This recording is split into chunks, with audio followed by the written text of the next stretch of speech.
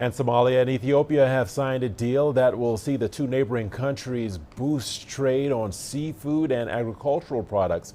The signing ceremony in Somalia's capital brought together senior officials from both countries who hailed progress in deepening their trade ties. CGTN's Mohammed Kahie has more from Mogadishu.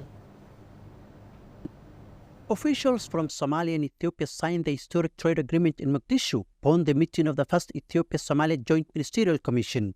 The deal will now pave way for traders from both sides to explore potential markets. Authorities are confident that they will deal with removing restrictions hampering movements of goods and services across the two borders.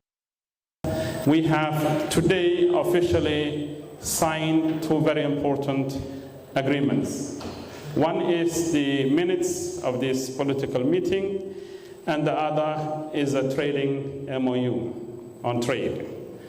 This would unlock very important developments between the two countries. So I would like to thank all the technical people and the political leadership that have played an important role, beginning with the meeting between the two presidents. It is under the President and the Prime Minister of the two respective countries. It's under their vision and leadership that we are here today to formalize this process. On our side, we'll try our maximum best for the full-fledged implementation of this agreement starting from now today. And based on the suggested timeline, the review mechanism, and the engagement of the regular ministerial commission has to be respected, and we have to prepare and ready to act in that way.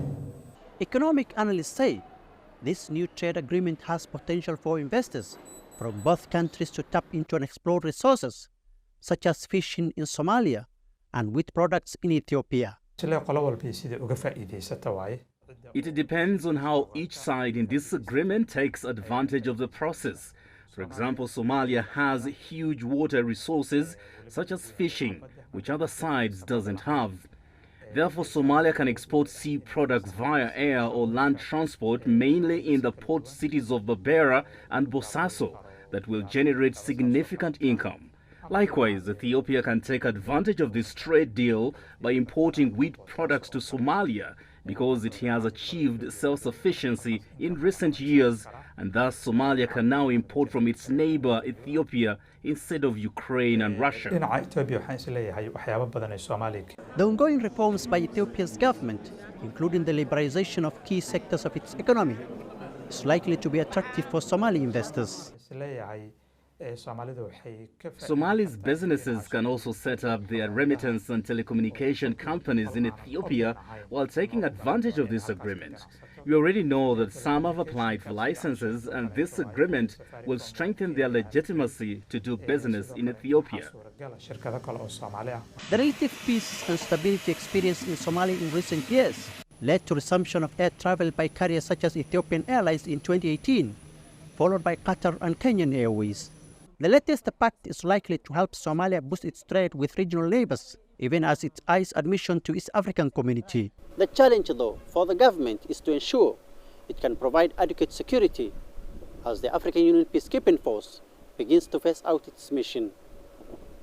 Mohammed Kahie, CGTN Mogadishu, Somalia.